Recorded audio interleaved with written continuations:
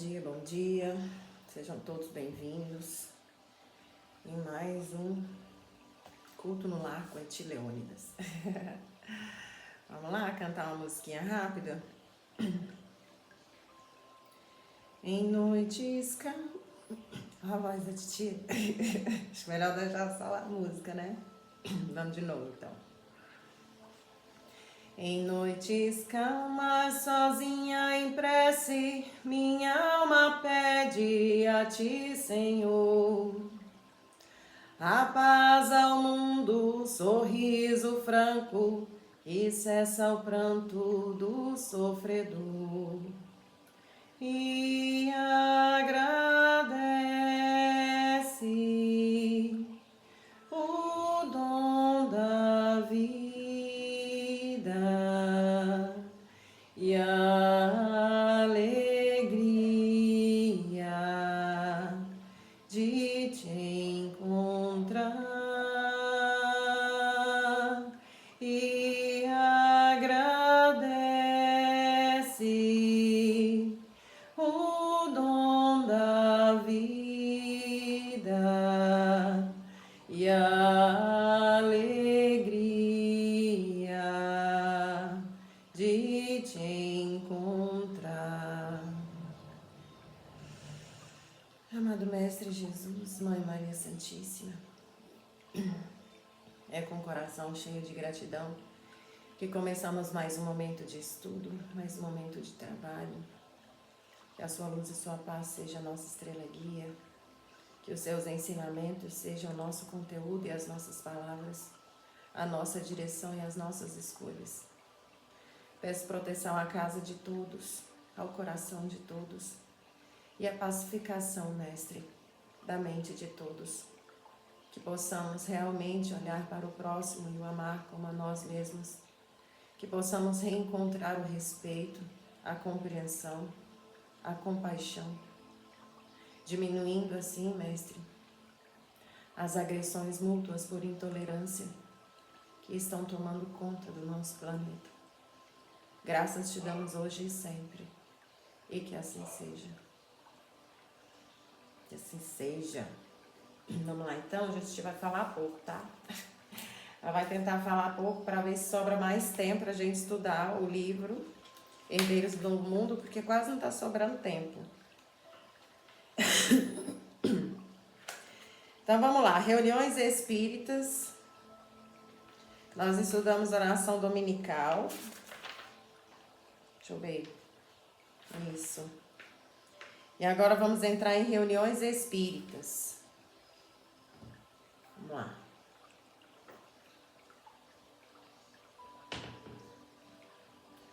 Hoje até pouco tempo estava muito agitado aqui, viu, gente?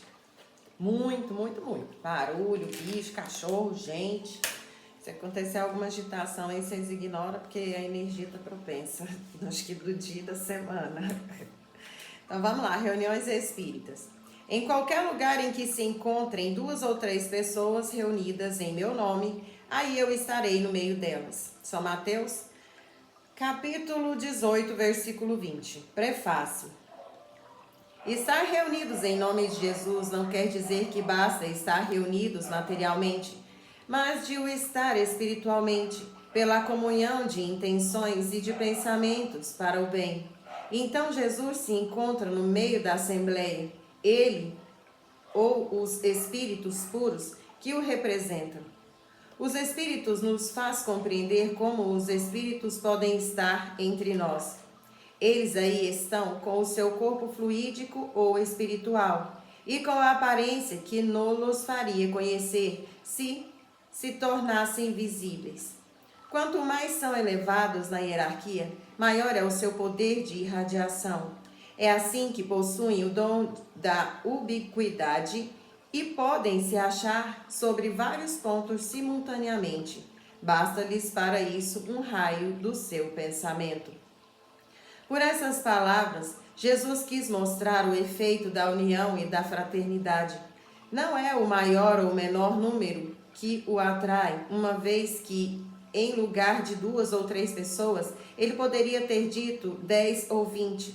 mas o sentido de caridade que as anime umas em relação às outras. Ora, para isso bastam duas. Mas se essas duas pessoas oram cada uma do seu lado, se bem que se dirijam a Jesus, não há entre elas comunhão de pensamentos, se, sobretudo, não estão movidas por um sentimento de benevolência mútua. Se elas mesmas se veem mal, com ódio, inveja ou ciúme, as correntes fluídicas dos seus pensamentos se repelem, em lugar de se unirem por um comum impulso de simpatia, e então elas não estão reunidas em nome de Jesus. Jesus não é senão o pretexto da reunião e não o verdadeiro motivo. Capítulo 27, versículo 9. Mais uma que ela é pequenininha, né? Esse não é grande, não. Vamos lá. Isso não implica que esteja surdo à voz de uma pessoa só. Se ele nos disse, eu virei para todo aquele que me chamar, é porque exige antes de tudo o amor ao próximo, do qual se pode dar mais provas quando se está acompanhado do que no isolamento. E porque todo sentimento pessoal o afasta, segue-se que se numa assembleia numerosa, 2 ou 3 pessoas somente se unam de coração pelo sentimento de uma verdadeira caridade, enquanto que as outras se isolam e se concentram nas ideias egoístas ou mundanas, ela estará com as primeiras e não com as outras. Não é, pois, a simultaneidade das palavras, dos cânticos ou dos atos exteriores que constituem a reunião em nome de Jesus, mas a comunhão de pensamentos, conforme o Espírito de caridade personificado em Jesus. Capítulo 10, versículo de 7 a 8 e capítulo de 27, versículo 2, 3 e 4.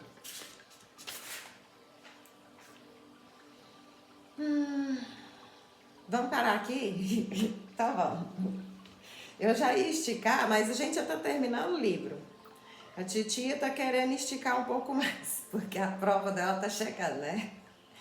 E eu tô querendo deixar um espaço de tempo maior pra gente estudar.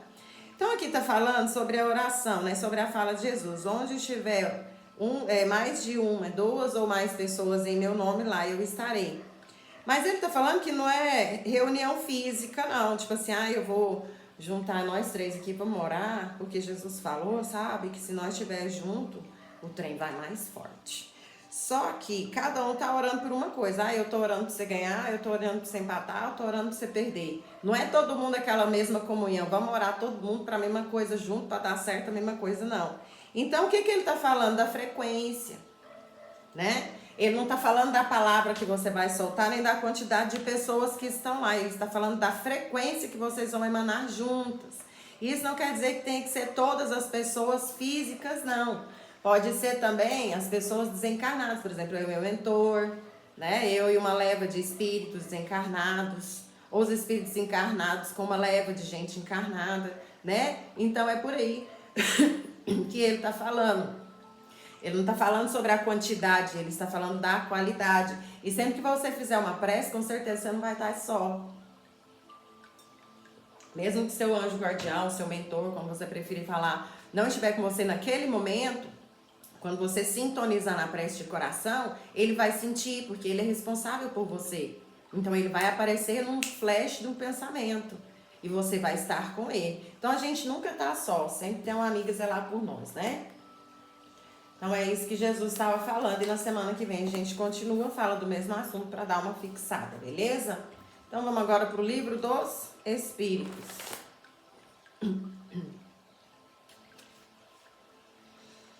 A lembrança das falas. Doida, já começou lá no meio do texto. Ai, gente, às vezes eu tenho umas noites meio conturbadas e eu acordo mais para lá do que para cá. Natureza das penas e gozos futuros. Então, a gente está nessa leitura no livro 4, no capítulo 2. Natureza das penas e gozos futuros, na questão de número 978. Então, começando. A lembrança das faltas que a alma pôde cometer quando era imperfeita não perturba sua felicidade, mesmo depois que ela está depurada? E os espíritos respondem: não, porque resgatou suas faltas e saiu vitoriosa das provas às quais se submeteu com esse fim. Por isso que a gente sente a necessidade de vir, né? O remorso de vir consertar o que a gente fez de errado, que a gente magoou, feriu alguém, para que a gente não sinta, né? Esse remorso. A gente viveu isso, mas graças a Deus já foi, já passou. Questão de número 979. As provas que restam a suportar para rematar sua purificação não são para a alma uma apreensão penosa que perturba a sua felicidade? E os espíritos respondem: para a alma que está ainda enlameada, sim. É por isso que ela não pode gozar de uma felicidade perfeita, senão quando esteja purificada. Mas para aquela que já se elevou, o pensamento das provas que lhe restam a suportar nada tem de penoso. Aí vem uma nota de explicação. Para a alma que está ainda enlameada, a alma que alcançou certo grau de pureza já goza a felicidade. Um sentimento de doce satisfação a penetra e ela é feliz por tudo aquilo que vê, por tudo o que a cerca. O véu se levanta para ela sobre os mistérios e as maravilhas da criação, e as perfeições divinas lhe aparecem em todo o seu esplendor. Né? Questão de número 980. O laço simpático que une os espíritos da mesma ordem é para eles uma fonte de felicidade? E os espíritos respondem: a união dos espíritos que se simpatizam para o bem é para eles uma das maiores alegrias, porque não temem ver essa união perturbada pelo egoísmo. Eles formam, no mundo inteiramente espiritual, famílias com o mesmo sentimento. E é nisso que consiste a felicidade espiritual, como no teu mundo vos agrupais em categorias e sentes um certo prazer quando vos reúnes. A afeição pura e sincera que experimentam e da qual eles são o objeto é uma fonte de felicidade, porque lá não há falsos amigos nem hipócritas. Deve ser maravilhoso mesmo, né? O homem sente as premissas dessa felicidade sobre a terra, quando encontra almas com as quais pode se confundir numa união pura e santa. Em uma vida mais depurada, essa alegria será inefável e sem limites, porque não reencontrará senão almas simpáticas que o egoísmo não arrefece, é isso mesmo. Porque tudo é amor na natureza. É o egoísmo que o mata. E é muito bom, né, gente? Quando você tem um desentendimento com alguém que é muito precioso para você, isso aconteceu comigo tem pouco tempo. E aí você vê aquela mágoa aí se desfazendo.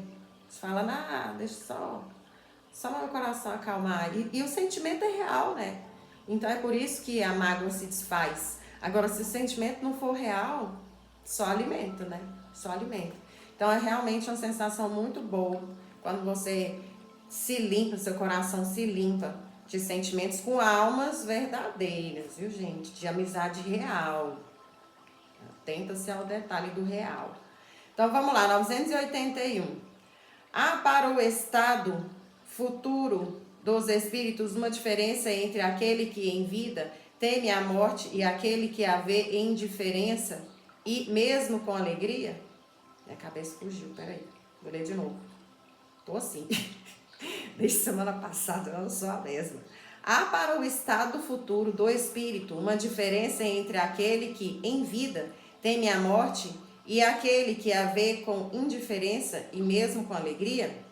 E os espíritos respondem: a diferença pode ser muito grande. Entretanto, frequentemente ela se apaga diante das causas que dão esse temor ou esse desejo. Quer a tema, quer a deseje, pode-se estar movido por sentimentos muito diversos, e são esses sentimentos que influem sobre o estado do espírito.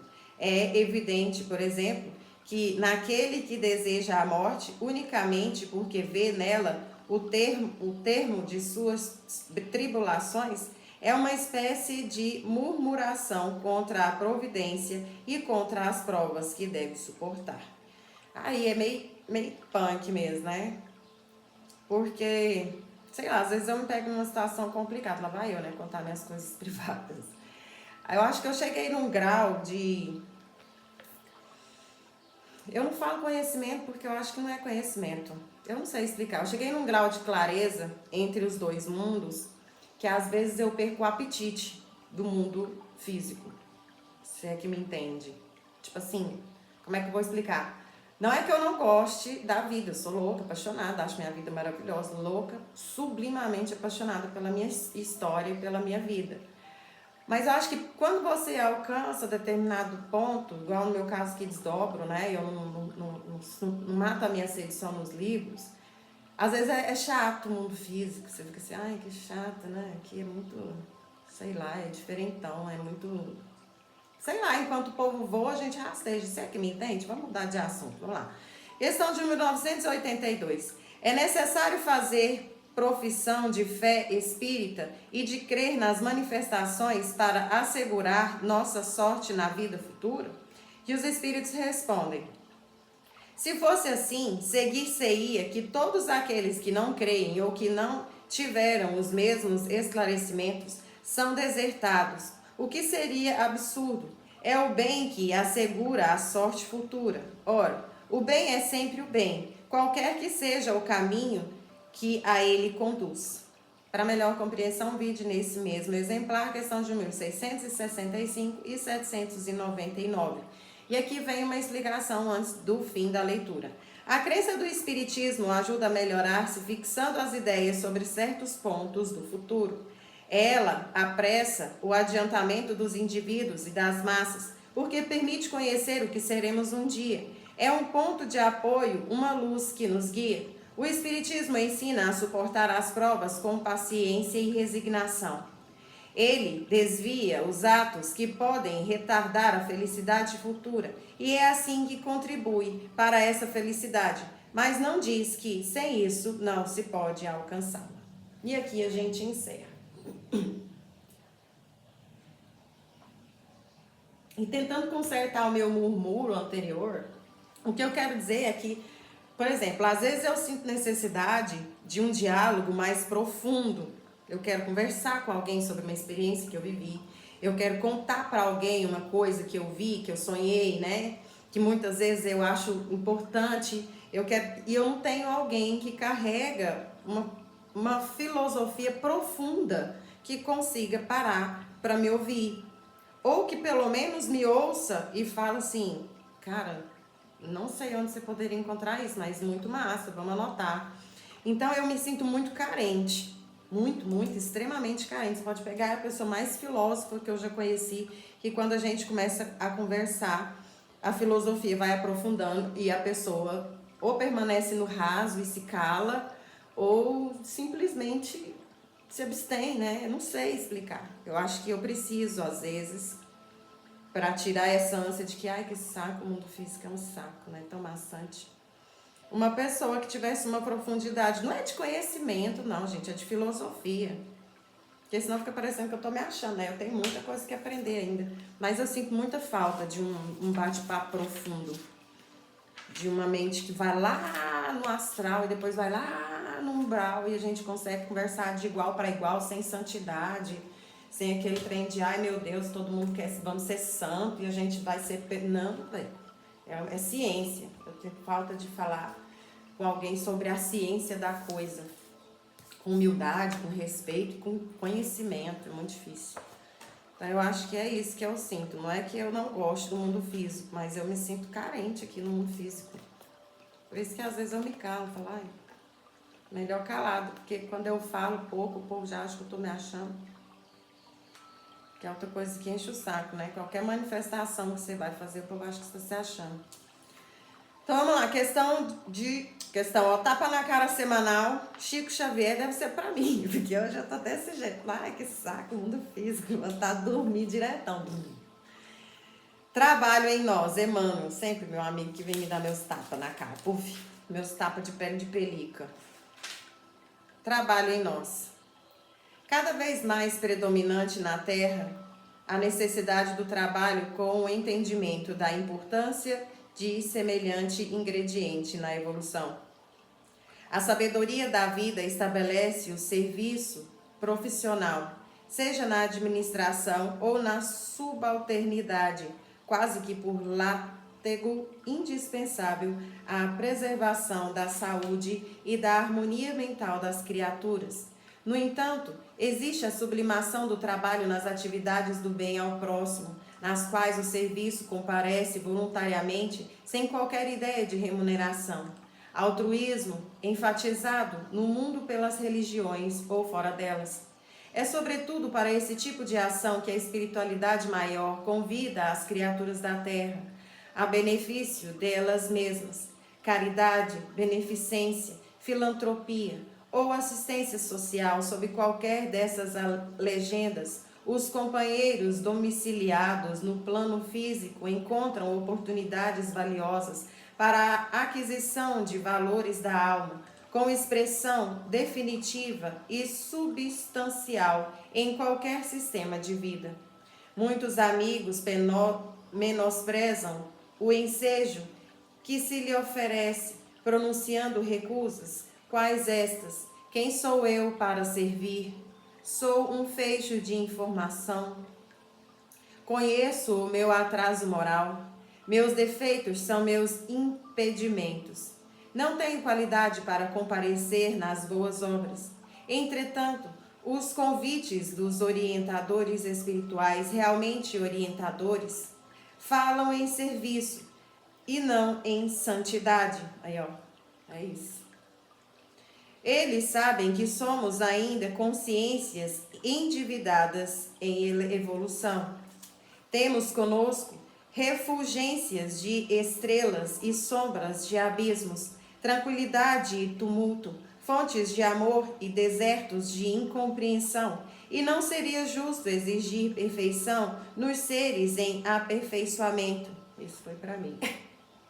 Fugir do trabalho de auxílio aos outros, sob esse ou aquele pretexto, é mera desculpa de quantos preferem retardar a melhoria própria. E afirmamos isso porque estamos muito longe do clima dos anjos. E se quisermos caminho de elevação para reencontro com aqueles que nos esperam nas vanguardas da luz, a única opção será sempre servir. E que assim seja. Aê, 1984. E foi pra mim, né? Claro que foi pra mim. Quando que não foi pra mim? Quando que eu chego numa quarta-feira sem uma questão, né, pra levar e falar, poxa, gente, por que que tem que ser assim? E eles não mostram, né? Vamos marcar isso aqui também para nós lermos novamente quando estivermos solitos. Nosso momento de resguardo. Então é isso, né? Que eu possa aprender a filosofar sozinha. Porque eu não tenho direito de exigir dos que me cercam a compreensão de algo que eles não vivenciaram. Né? E que eu possa ter humildade de filosofar só e crescer para ajudar, porque o único propósito, eu acho que de tudo isso é servir. Obrigada.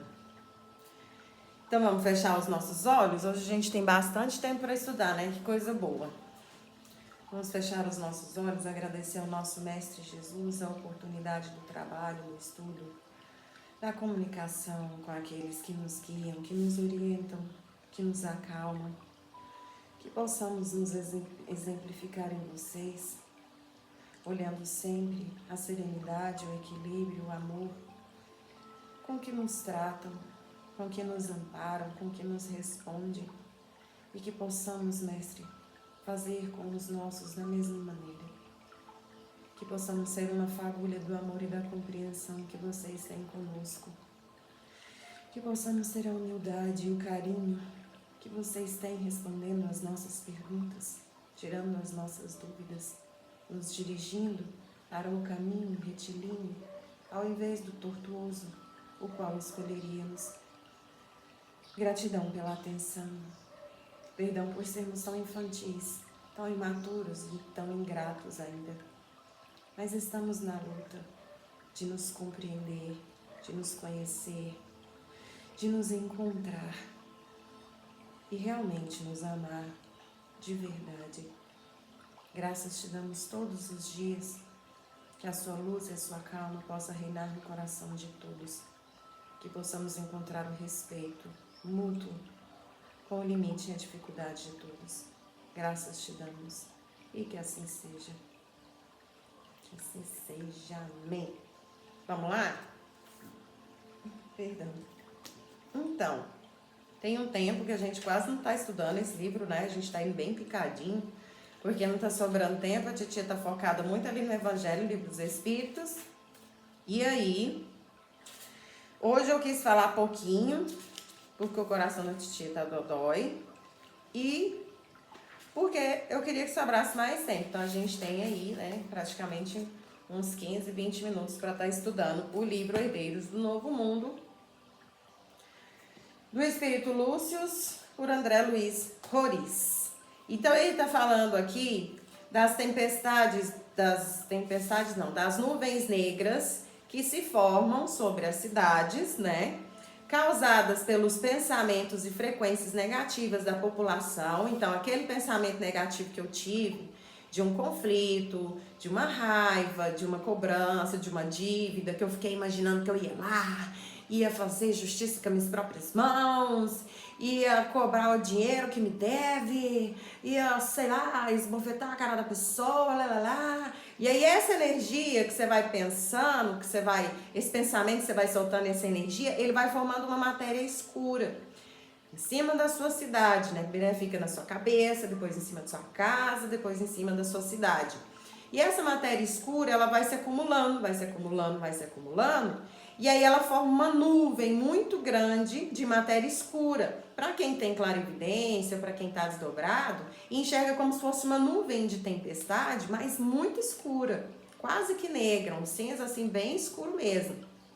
E quando ela fica densa, ela cai, igual chuva, só que ela não cai em forma de gotas. Ela faz tremer o chão, que são os terremotos, né? Ela causa furacões, super El Ninhos, né?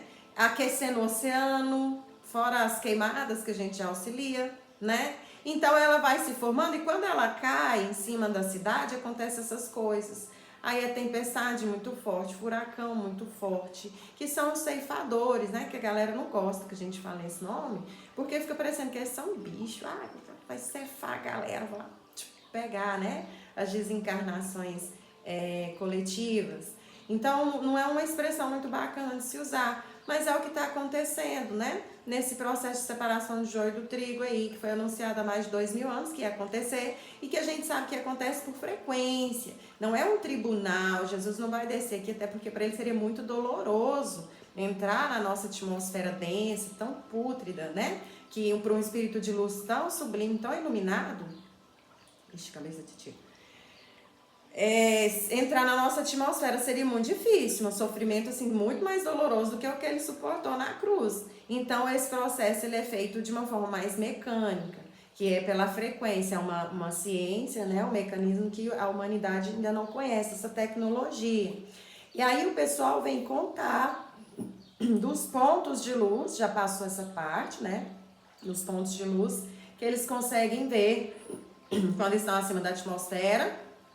E aí esses pontos de luz são as igrejas que realmente vivem o cristianismo, né? Os centros, os hospitais, escolas, lugares onde se concentram fluxos de energia, orações constantes, orações e fluxos de energia assim, vindo do coração mesmo. E esses flashes de luz que eles conseguem ver e que de vez em quando aparece piscando, né? Em meio à nuvem negra, vai amenizando, vai diminuindo a potência dessa nuvem negra quando ela cai, né? Então, se ela fosse cair e causasse um tremor de 7,8, vamos supor assim, terremoto, aí devido à grande quantidade de luz que foi emanada, aquela galera diminuiu para uns 5,4, entendeu? Estou desenhando, viu, gente? Só para vocês entenderem, mas não é assim que funciona não. E aí depois eles vêm falar da galera que é ceifada nesse processo. Ah, mas e aí, como que é feito? A galera desencarnou e alguém vai lá e pega? Sim, tem uma galera que vai lá e pega, mas uma vez é um termo que eles não gostam que usam. Mas é a galera que vai lá, né, os ceifadores, e pegam, os ceifadores é o acontecimento. Deixa eu pegar aqui o nome que eles usam. Executores. São os espíritos executores que são responsáveis de ir lá e pegar os espíritos que desencarnaram, que serão exilados.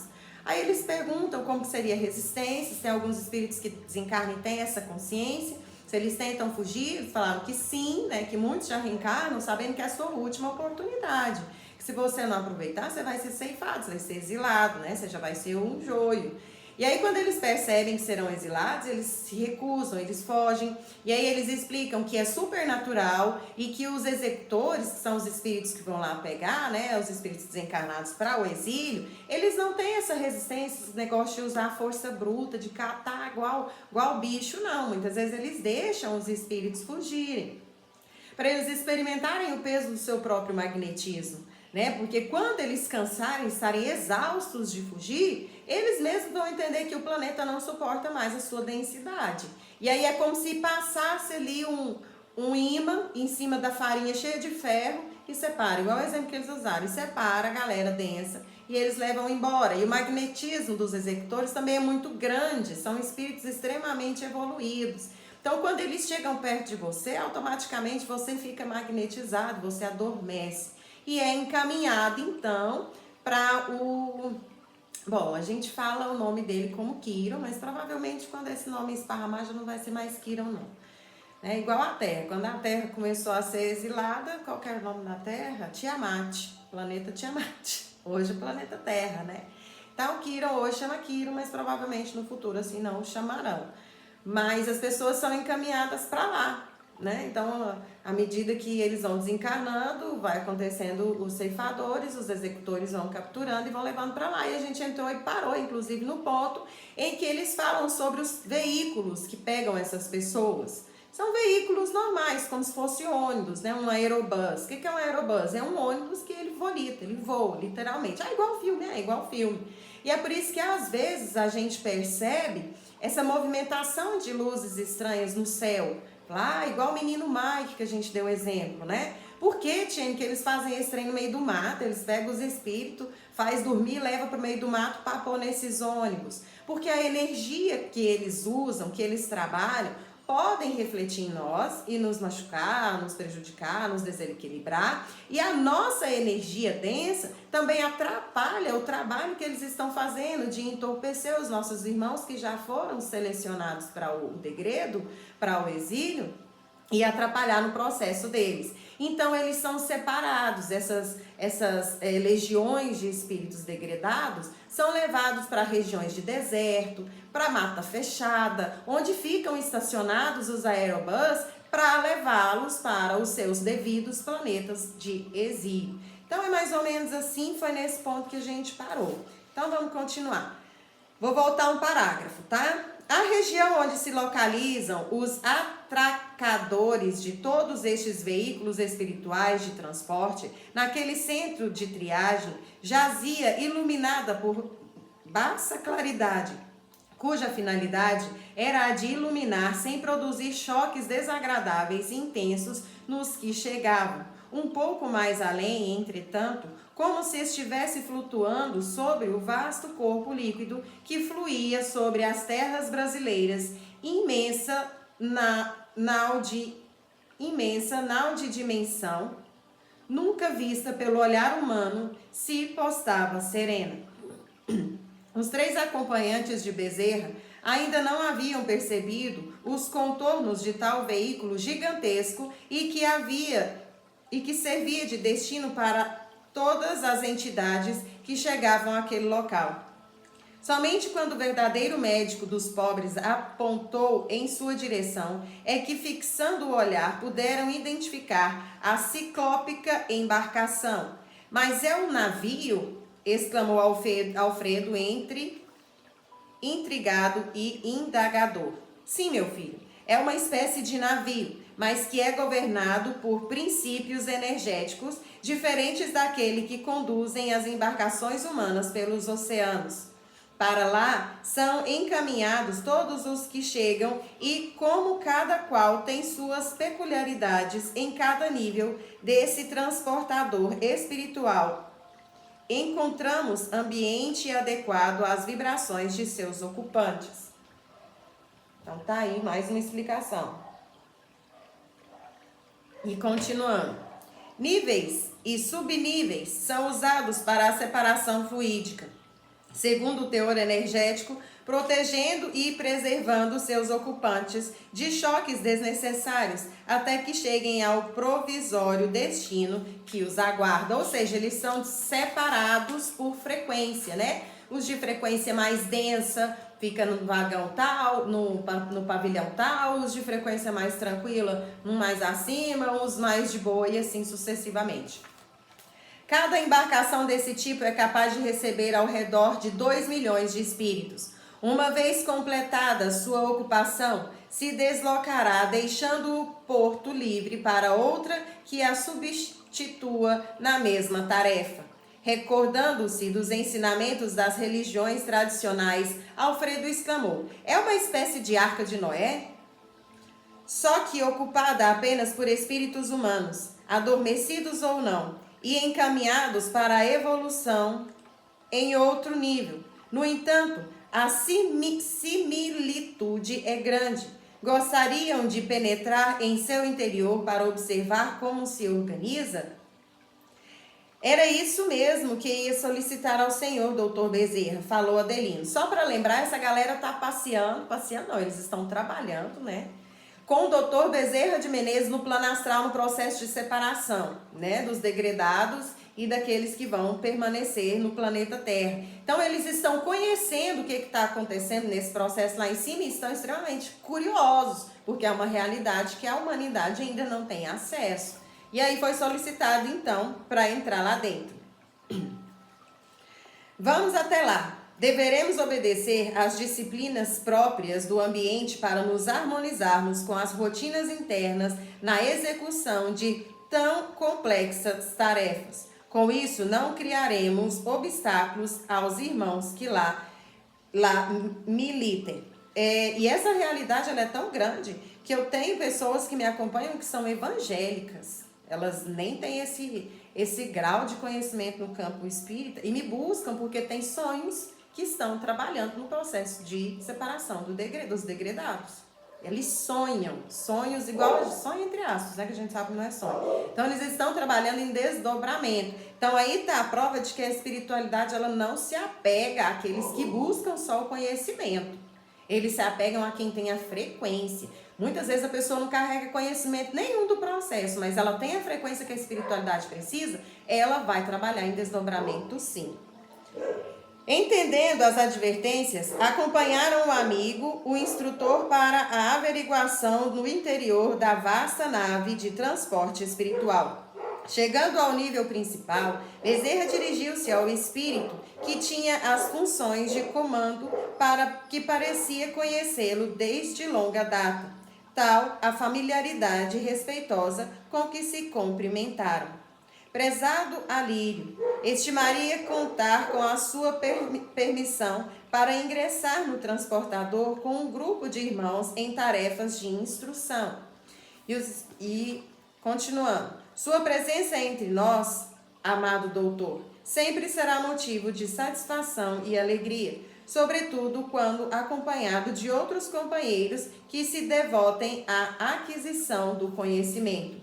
Para tanto, colocarei à disposição de todos nosso irmão Lucas, que poderá levá-los a qualquer parte do transportador, a fim de observarem o que desejam. Somente a partir do nível 25 até o 28, os mais inferiores, é que aconselharia a visita com escolta, uma vez que, mesmo contidas em seus quartos de disciplina, tais entidades podem se tornar violentas quando percebem a presença de alguém em seus domínios, como pensam ainda estar. Não se impressionem com os gritos, nem com o odor do ambiente, porque para o nível de consciência e evolução em que se encontram, a falta de controle deles próprios impede que se apresentem em outro estado de densidade ou de organização da própria forma. Agradecemos a Lírio, e esteja certo de que não deixaremos de seguir à risca as suas recomendações. Tão logo deixaram o posto de comando, aproveitando a oportunidade para o entendimento direto, Bezerra solicitou ao auxiliar que os acompanhava que explicasse aos novatos amigos como se estruturava aquele veículo. Sem perda de tempo, Lucas iniciou o breve relatório. Nossa finalidade é o transporte coletivo de espíritos para fora da zona de influenciação imediata do magnetismo terrestre. Por isso, até que estejamos na área de destino final deste deslocamento, essa embarcação é dotada de aclimatadores fluídicos para os diferentes graus evolutivos de entidades nele acomodadas. Para causar-lhes o menor impacto possível, temos os níveis inferiores, onde a escuridão e a densidade dos elementos se assemelham aos ambientes onde algumas estagiavam, ou seja, onde algumas estavam no umbral, nos umbrais mais densos. Níveis mais acima, já se pode respirar uma outra atmosfera, mesmo que nos encontremos ainda na fase penumbrosa. Aí, a incidência magnética específica mantém os seus respectivos passageiros em repouso terapêutico, visando os trabalhos do consciência. E assim por diante, cada nível tem suas peculiaridades e necessidades. Não é difícil entender também o panorama em que cada um deles se apresentam. Os níveis menos densos comportam camas individuais em vasto ambiente coletivo, guarnecidas por enfermagem específica para as reações decorrentes do tratamento a que estão sendo submetidos. Já nos níveis um pouco mais densos, tal organização é dispensável, porquanto que estas entidades não se aclimatam senão em estados de primitivismo puro, assemelhando-se o local aos de suas antigas habitações, quais grutas ou tocas, de maneira a melhor lhes garantir serenidade, já que muitos deles não são beneficiados com o entorpecimento da consciência. São os que chegam aqui mobilizados em decorrência dos jatos de energia e de contenção. Além do mais, por estarem reunidos em seus antigos bandos com entidades de igual teor evolutivo, isso coopera para sua tranquilidade e lhes causa uma sensação de segurança. Mais abaixo, encaminhando-nos para os níveis ainda mais inferiores, estão os que precisam ser retidos em calabouços a benefício deles mesmos e do equilíbrio geral, porquanto não possuem condições de saírem do primitivismo animal em que ainda se encontram. Depois desse rápido panorama geral sobre as organizações internas, Lucas passou à explicação das rotinas da imensa nau transportadora. Permanecemos aqui até que nosso contingente limite seja atingido e então partimos para o destino que nos espera a fim de entregarmos nossos infelizes irmãos a outros trabalhadores da justiça para que sigam com a execução dos decretos divinos. E quanto tempo demora para que este transportador esteja com sua lotação esgotada? Perguntou Jerônimo. Bem, depende muito da rotina dos encarnados, que às vezes cooperam bastante para que o volume de espíritos se complete mais depressa. Só um minutinho. No entanto, os veículos que nos chegam provenientes dos diversos países do continente sul-americano ultimamente têm abastecido cada transportador num prazo que vai de 1 a 2 meses em média. Ou seja, em 2 meses, 1 a 2 meses, eles pegam ali 2 milhões de almas ceifadas e levam para o seu destino. A conversa ia nesse ritmo quando, descendo por mecanismos que se assemelhava a elevador terreno com aclimatador vibratório para cada nível de destino, os integrantes do grupo começaram a sentir um intenso mal-estar. E aí a gente para aqui, que deu o nosso tempo, e a gente vai perceber agora por que que eles separam essas naves, né, esses ônibus, fala como quiser, esses transportes, da humanidade, leva para regiões serranas, regiões de mata fechada, deserto, igual lá a região do menino Mike. Porque as vibrações dos espíritos, elas são muito densas. Então faz mal pra gente. A gente começa a sentir tontura, a gente fica irritado, a gente não consegue comer ou então come demais. Então causa aquele desequilíbrio, né, na população que está ali na região. E os espíritos também sentem que estão passando por esse processo de degredo. Beleza? Então a gente encerra aqui, gente. Muito obrigada por mais um dia, pela companhia de vocês. E que a luz do nosso Mestre Jesus esteja conosco todo santo minuto. E que a gente consiga permanecer fora dessa frequência de intolerância, de agressão, que a gente está aí se vendo cada vez mais mergulhado, né? A gente tá terrível. Um beijo no coração de vocês. Gratidão, gratidão, gratidão. Espero vocês aqui semana que vem. Obrigada, gente. Tchau, tchau.